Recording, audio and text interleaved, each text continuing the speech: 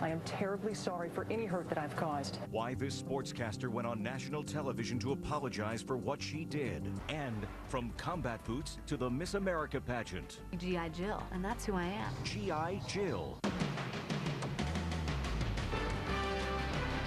Now, Inside Edition with Deborah Norville. Hello, everybody, and thank you for joining us. The family of actor Heath Ledger has come to the United States to escort the 28-year-old's body back home for burial in Australia.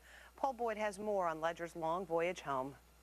Heath Ledger's devastated family arrived in the U.S. to say goodbye to the 28-year-old star and bring his body home to Australia. 10 members of Ledger's family arrived at LAX airport at 6 a.m. Friday, surrounded by security after a 20-hour flight from Australia on Qantas Airlines. A shipping crate holding the casket with the late star's body was loaded into a hearse and driven out of Frankie Campbell Funeral Home late Friday afternoon. It's presumed the body will be flown to Los Angeles, where his family will then make the heart-wrenching return trip home to Australia. Ledger's distraught former fiancée, Michelle Williams, was seen in the back of a dark SUV leaving the Brooklyn home the couple once shared. She returned a half-hour later. Meantime, new video has emerged of a distressed-looking Mary-Kate Olsen filmed the day that Heath Ledger's body was discovered. She's on her cell phone leaving her manager's office and rushing into a car in Beverly Hills. Mary-Kate is flanked by a security guard in the video, which was filmed between 12:15 and 1:15 Pacific Standard Time.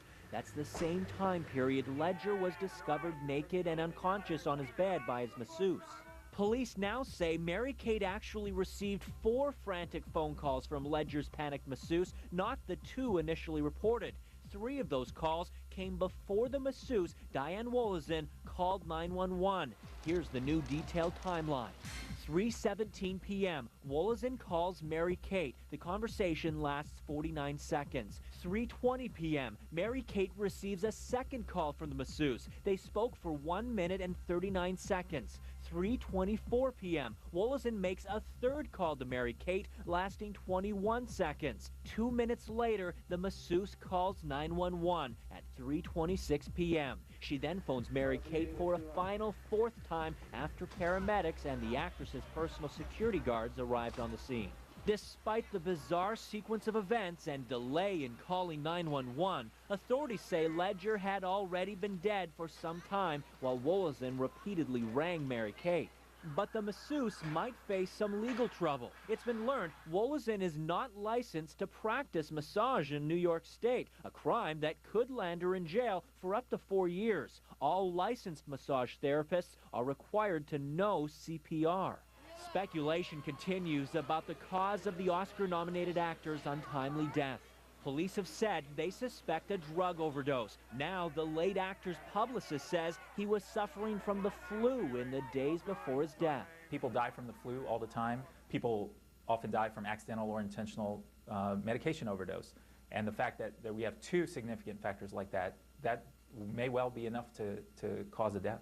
There's also new insight into Heath's mental state just before his death. It's reported Ledger was extremely upset because he couldn't reshoot a scene for the movie he was filming in London, Imaginarium of Dr. Parnassus. And Hollywood will have a chance to bid farewell to the Oscar-nominated actor. Jim Mulray explains.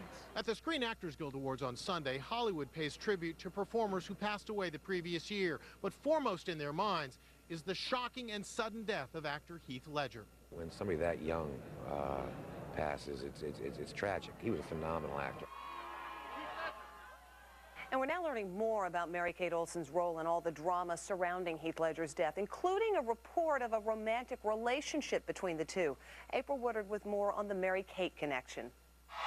New details are emerging about the surprising relationship between Heath Ledger and Mary-Kate Olsen. Despite denials from Mary-Kate's rep, the pair had been dating for 3 months, according to People magazine. The relationship between Heath and Mary-Kate wasn't exclusive. Neither of them particularly wanted an exclusive relationship, so it was a very casual fling.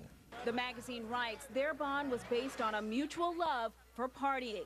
Heath and Mary-Kate shared a preference for very late nights at hotspots like the exclusive Beatrice Inn in New York and the Chateau Marmont in Hollywood.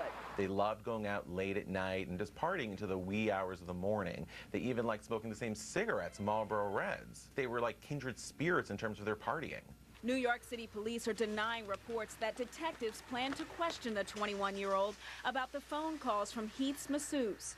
In her first statement since Heath's death, Mary-Kate tells People magazine, "Heath was a friend. His death is a tragic loss. My thoughts are with his family during this very difficult time." Mary-Kate and Heath first met in the summer of 2006 when Heath was living at the Chateau Marmont. The image of Mary-Kate Party Girl is a far cry from how we first got to know the Olsen twins. Hi, man. Who played adorable little Michelle Tanner on TV's Full House. But Mary-Kate grew up to know the dark side of fame. In 2004, her weight plummeted to a dangerous low, and she underwent treatment for her eating disorder at Cirque Lodge in Utah. There's conflicting information about where Mary-Kate is now. One report has her holed up in California. Another places her with her sister Ashley in New York.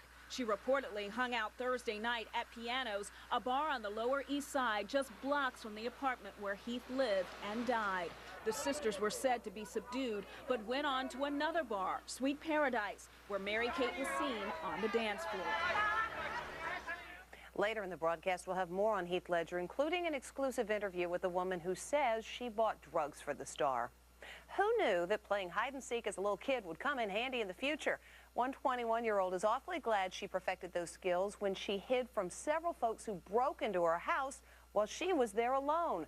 As Les Trent reports, she called the cops from the bedroom closet. This 21-year-old from Utah is lucky